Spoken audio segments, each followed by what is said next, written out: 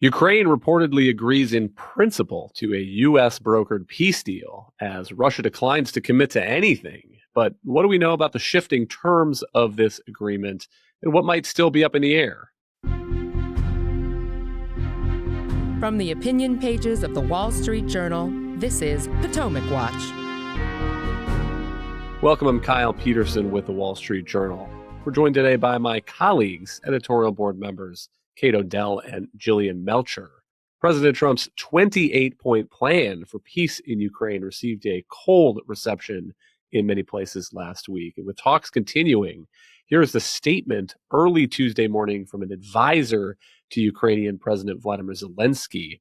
Quote, our delegations reached a common understanding on the core terms of the agreement discussed in Geneva. We now count on the support of our European partners in our further steps. We look forward to organizing a visit of Ukraine's president to the U.S. at the earliest suitable date in November to complete final steps and make a deal with President Trump, unquote. If that's accurate, an accepting of some of the terms in this 28-point agreement, one imagines that Ukrainians would do it with some reluctance. Here is President Zelensky at a summit this week. And there is a lot of noise in the media, a lot of political pressure, and even greater responsibility for the decisions ahead. Putin wants legal recognition for what he has stolen, to break the principle of territorial integrity and sovereignty. And that's the main problem. You all understand what that means. He wants it not only from Ukraine, he wants it from the whole world. Kate, what's your read of these reports of some kind of breakthrough in an agreement, at least between the Ukrainian negotiators and the U.S.? And what remains to be decided in this, what started as a 28-point plan, at least? Well, I think the issues have been narrowed between the United States and Ukraine, though I think the larger picture here, the open question that is not in the headlines right now is whether Russia will agree to any of that. So keep that in mind as we go through some of the changes here. I mean, Ukraine is willing to make pretty significant concessions because the alternatives here are potentially having to surrender or having the U.S. pull its weapons and intelligence support. So Ukraine would even, I think, be willing to trade territory. We know that issue is being left to President Trump and Zelensky to sort out. But I think Ukraine would even be open to painful territorial concessions in the East if it meant some kind of reliable U.S. security guarantee. Now, there has been some movement on, the caps on Ukraine's military. Zelensky just described the issue of whether we're going to recognize that Russia took this ground. That's not a minor issue. It's an important one for the United States. So that is a salient issue about whether this kind of territorial aggression is rewarded. But stepping back from that a little bit, I think the bigger picture here is what does a good deal look like? We know that, like I said, that they've narrowed the issues, but I mean, a good deal here has to involve Ukraine that is armed to the teeth to defend itself. If Ukraine has to make significant territorial concessions in the East, if it has to give up what is essentially some of its strongest defensive lines in the country to Russia, then that has to be paired with a really meaningful security guarantee beyond just the U.S. But we know Putin is not doesn't want NATO troops in the country, doesn't want Ukraine to ever join NATO, wants to foreclose that forever. So the narrowing of the issues here is not as big of a news, I think, as it initially appears, because Ukraine has always been open to negotiating. The trillion-dollar question is whether Russia will accept any concessions at all. Jillian, what's your sense of how these terms seem to be shifting? And is it response to some blowback inside the U.S. and from U.S. allies? Let's listen to Marco Rubio, the Secretary of State, in a press conference on Sunday. This is a very delicate moment, and it's important. Like I said, there's not agreement on those yet. Some of it is semantics or language. Others require higher level decisions and consultation. Others, I think, just need more time to work through. As an aside, I will mention that there were items that we were discussing as part of the original 28, or it evolved. This is a living, breathing document. Every day with input, it changes. Jillian, a lot of analysts, when this 28-point plan was reported in the press, panned a lot of those points, suggestions in this document that there would be a security guarantee for Ukraine without really the details needed to make that bite. And so notable that the Secretary of State suggested over the weekend this is a living document. It continues to evolve.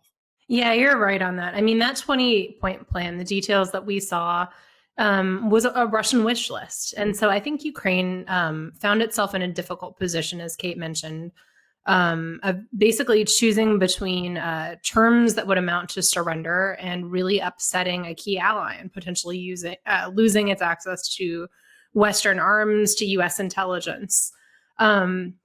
So I think the pressure has been on Ukraine to show that it is willing to negotiate. It should be on Russia to see if it is willing to negotiate.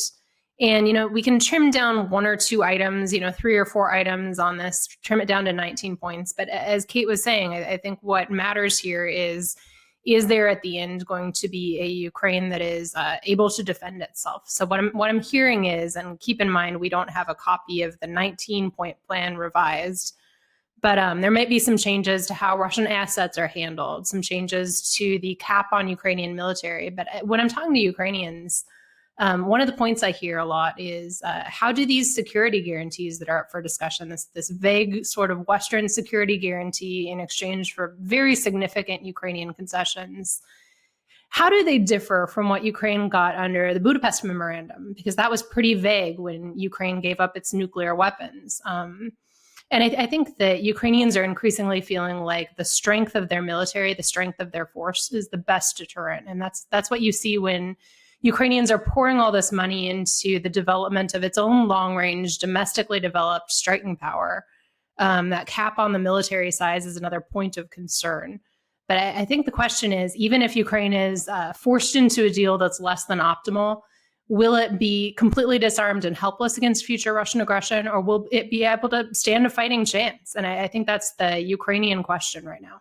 Kate, to your point about the Russian response now, Russia's foreign minister, Sergei Lavrov, has responded to the whittling down of this 28 points to something more like 19, saying that Europe and Ukraine are trying to twist the original plan that was released in the press, and suggesting that if the spirit and letter of anchorage, referring to that summit between President Trump and Vladimir Putin, are lost in the key understandings, we've documented that, of course, the situation will be fundamentally different.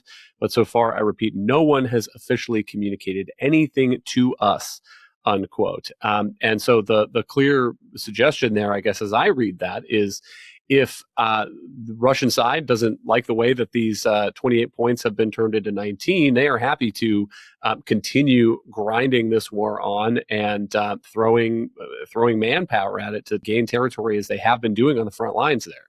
The Russian demands have been remarkably consistent over the past 4 years, and Vladimir Putin wants to control Ukraine. And if he can't swallow it all on the battlefield, he wants to institute a bunch of changes, throw out its democratic leadership, preclude it from being a part of Western security institutions, basically transform it into some kind of satellite vassal state. And he really has not moved off of those demands. Now, I think the most likely outcome in this negotiation is that Putin comes out and overplays his hands and won't agree to terms, even terms that largely favor him. And I think that the administration, the Trump administration right now, the core argument they're making is that Ukraine is losing the war. And they are losing ground in the East, that if they don't cut a deal now, the deal from now, 6 months from now, is going to be worse. And now if you're Vladimir Putin and you think you have all the leverage and that in 6 months from now, you'll have more territory, your incentives to make a deal are not very high. So not only is, I think, this defeatism about Ukraine's military fight wrong, I think Ukraine has overperformed with every weapon system we've given them and held out way longer than anybody imagined at the start of the war. I think that we also have to start thinking, okay, if we're basically, what we're saying is that the United States has lost the war, that is going to have enormous consequences for the United States to have Putin basically able to dictate the terms of this deal. So I think the U.S. needs a new strategy in thinking about the negotiations, because just saying that Ukraine is losing, so we need to cut a deal, is going to keep Putin in his just maximalist posture of trying to subdue Ukraine, which is not acceptable to Europe, which is not acceptable to the United States, to have Putin, right on NATO territory, threatening to use nuclear weapons.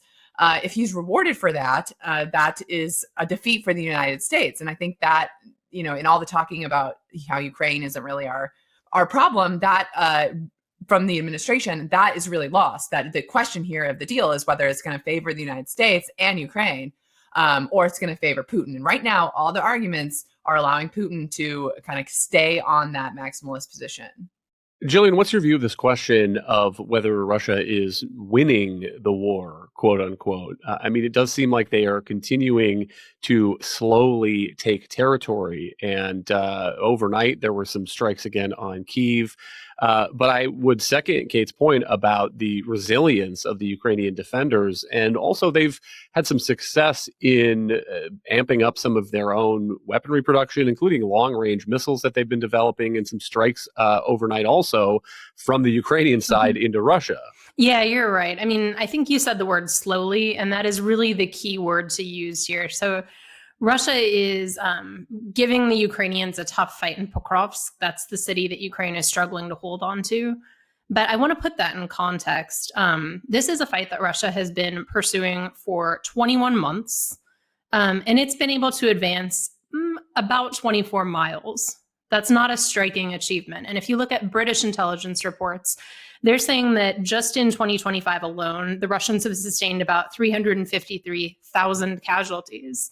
So I follow Ukrainian social media pretty closely. And one of the things that they've been posting, and I bring this up because I think it informs how Ukrainians are viewing the war, is a map of about 2023, what Russia held, and a map what it holds now. And you'd really have to zoom in and take a close look. At first glance, those maps look pretty similar.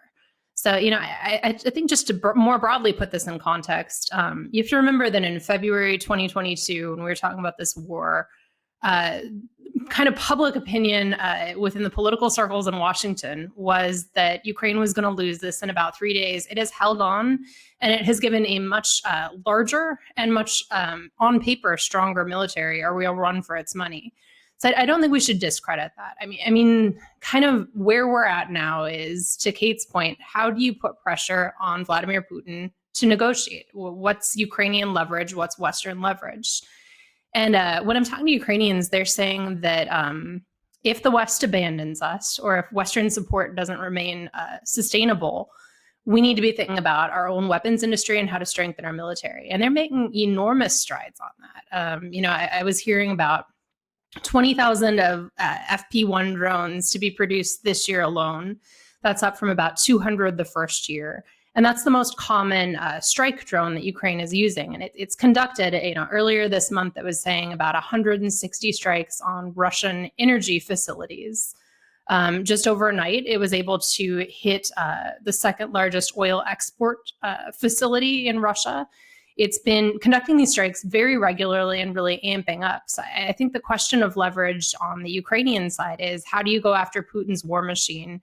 And how do you do that when you have fickle allies? And there does seem to be a strategy for that. So when we talk about these strikes on Kiev or Russian gains, I think it needs to be put in the broader context of how slow these gains have been, and how some of Ukraine's campaigns are really ramping up in intensity as well.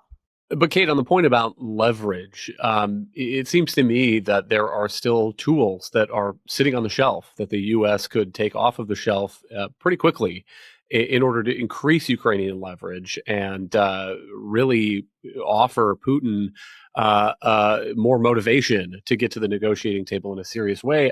One that we've talked about some is secondary sanctions on countries that buy Russian oil, getting tough on countries that are supplying things that parts that end up in Russian military hardware. Another would be long-range U.S. military hardware to Ukraine, including those Tomahawk missiles that we've discussed.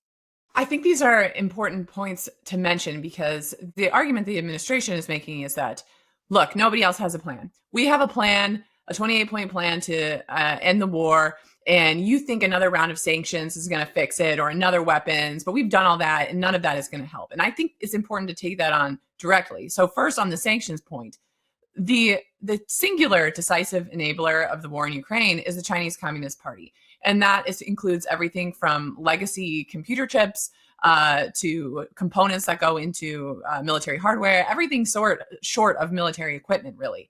That has allowed Putin to rebuild his war machine and to stay financially alive. The U.S. has made no effort to put secondary sanctions on China for purchasing Russian oil. It has made really no attempt to do any of that on China because the President Trump, seems to want a trade deal with China. He wants a larger bargain with China. He's not willing to do that. And then second, on the point of weapons, I mean, there's so much defeatism because we gave them Patriots, we gave them F-16s, and they still are continuing to lose territory. And then the argument becomes that, well, it's just a war of attrition and Ukraine's going to lose. And it's like, well, Ukraine's strategy to getting more leverage. First of all, nobody thinks that Ukraine is going to recover the full 20% of the country that Putin has taken so far, which is unjust and not what Ukraine deserves. But there is a realism that Ukraine is not going to do that. But at the same time, what Ukraine's route is to getting more leverage, to getting Putin a little bit more on the run, is those kind of asymmetric long-range strikes on not just Russian energy assets, but Russian drone production facilities, other things that are really more existential for Putin to conduct the war.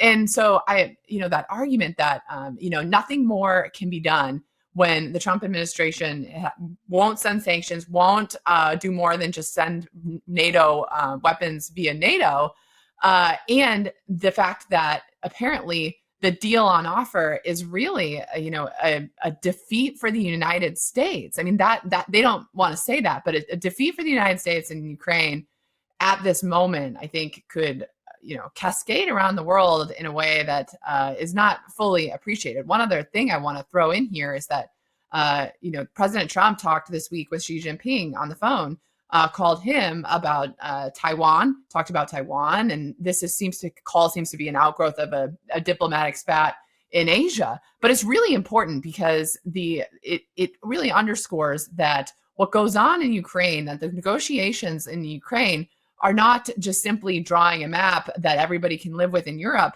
They really are being followed and measured and watched by other enemies of the United States who are wondering, what's the president's attention span and risk tolerance for marauding around and so taking territory. And so I think to the Taiwan question, becomes much more salient if we are willing to just give up in Ukraine. I mean, the Ukraine fight is the China fight right now. And so getting a good deal in Ukraine just has so many more profound consequences. I think all of that is really not being priced into the conversation when you just say, well, Ukraine's losing the war. Let's write a 28-point plan and, end this. From the European standpoint, Jillian, one of these tools left on the shelf is the idea of seizing or de facto seizing billions of dollars in Russian financial reserves that are in Europe. Now some chatter about a new idea how to move forward on that, a reparations loan. Can you explain to us how that would work and what the prospects for it are, given there is still some opposition inside the EU? Yeah, that's right. So I think the thing here is Russia has these Russian assets, about $200 billion parked in Europe. Most of it's in Belgium. And this is money sitting on the table, but Europe is squeamish from a legal and a strategic standpoint about seizing this money. And so it's devised this kind of complicated legal workaround. And the way this would work is there's a private clearinghouse, Euroclear, that holds most of the money. Euroclear would issue a zero interest loan to the European Union in some way. The European Union would then offer a loan to Ukraine at zero interest, and Ukraine would only be obligated to pay this back once the war was over and once Russia paid for reparations. So they're kind of trying to say this isn't really seizing Russian assets because Russia still has a claim on Euroclear assets It's a bit of a workaround. I think it would be better and more straightforward for Europe to just take the money and hand it over to Ukraine. But this may be about the best we can do. And I do think there's some merit to it. Ukraine is using a lot of the money that it receives, financial aid, to keep the government running. But it's also running into a budget crunch. And if it starts having to make difficult decisions, that's going to affect its ability to produce weapons, to continue with its military innovation, to keep its military sustained. And I also think this is an opportunity for Europe to inject itself back into the discussion. It's been sitting on the sidelines, but here it has leverage over Russia. So if it's discontent with how the Trump administration has been handling negotiations, step up. The complaint on Belgium's side is basically that it would undermine confidence in the euro, that Russia might make a claim on this in a friendly jurisdiction, that Belgium doesn't want to be left on the hook for it. And there's discussion of whether Europe would do like guarantees to make sure Belgium isn't alone. But again, this confidence in the Eurozone issue, I think investors can probably figure out there's a difference between a contract violation and an exceptional recourse when you have a neo-imperialist power going in and trying to take territory by force. I just think that's a bad excuse, and Europe should step up. Kate, one last thought here.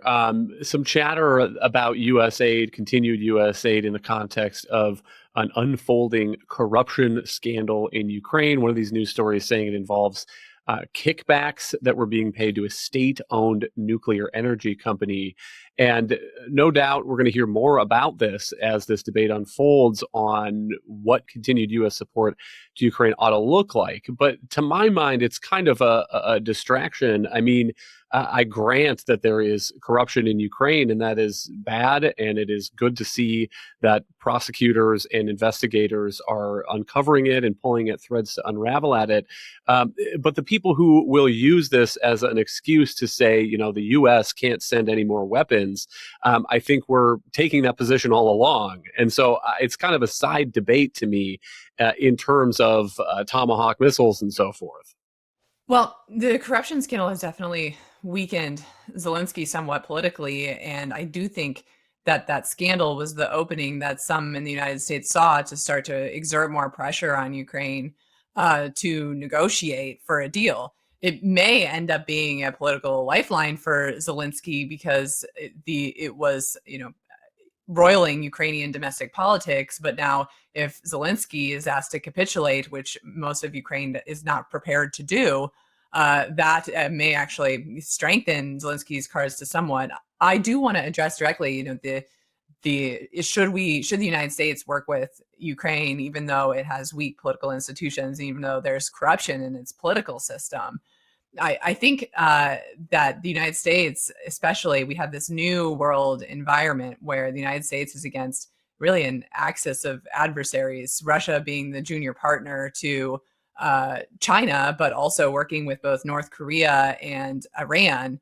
And that flows up and down the chain with military support, with drones or training. And I mean, they are working together in tandem. And those countries have a lot of differences, but what they have in common is that they want to replace the United States as the singular world power.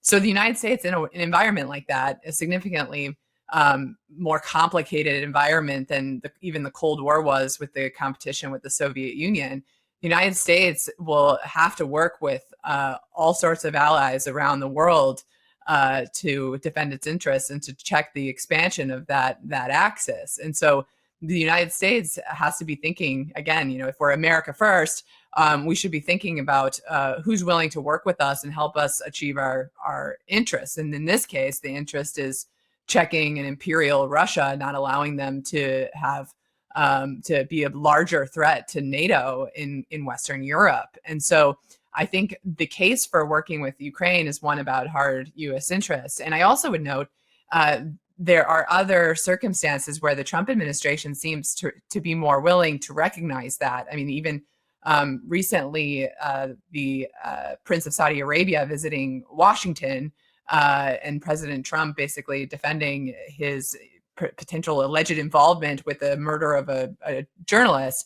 I mean, that is an example. Well, the United States needs to work with Saudi Arabia as a check on Iran. and is trying to normalize Saudi Arabia with Israel. I mean, there are real U.S. interests at stake where the U.S. has to make some realistic concessions and work with some countries that don't share all of our values. Now, that's a long answer, but I think it's really important to note that Ukraine's corruption, it also might be improved if Ukraine is allowed to affiliate with the West, which is what it wants to do. I mean, it has a lot of Soviet legacy in the country, but the goal for Ukraine, or Ukraine's stated preference, is to affiliate with the European Union and with NATO, and that would help Ukraine form stronger political institutions and hopefully deal with its corruption problem. I mean, the corruption problem has been a scandal in Ukraine as well. There's a large constituency for improving it in Ukraine. But this is a very dangerous world moment, and I completely agree with you that the corruption argument seems to be retrofitted to get to the outcome you want, which is just not support Ukraine anymore. Jillian, we'll give you the last word on this question of Ukrainian corruption, but I think Kate makes a compelling case that the U.S. has all sorts of strategic partners around the world on the basis of shared interests and the U.S. interest in those regions or areas, not necessarily based on the squeaky clean domestic politics of all of those various countries that the U.S. has some kind of agreement or deal with. Yeah, you're absolutely right on that. I mean, here's the thing about Ukraine. I think that any country that's coming out of the Soviet Union is going to have a corruption problem. That's part of the taint of that Russian legacy. But Ukraine really wants to do better, and it's been interesting watching their progress on it. So you had, since like 2013, 2014, Ukrainian anti-corruption activists really taking a lead in a lot of reforms, and those reforms being pretty successful and effective. So you have these scandals popping up. In some ways, counterintuitively, that is a sign that the system is working a little bit better. And I'll just add, I think that as Ukraine leans towards the West, some of this is external pressure. It's the EU accession process having a lot of checks on corruption.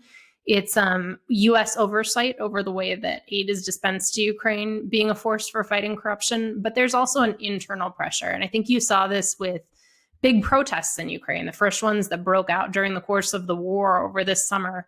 That was citizens taking to the streets saying, we want the independence of these anti-corruption institutions.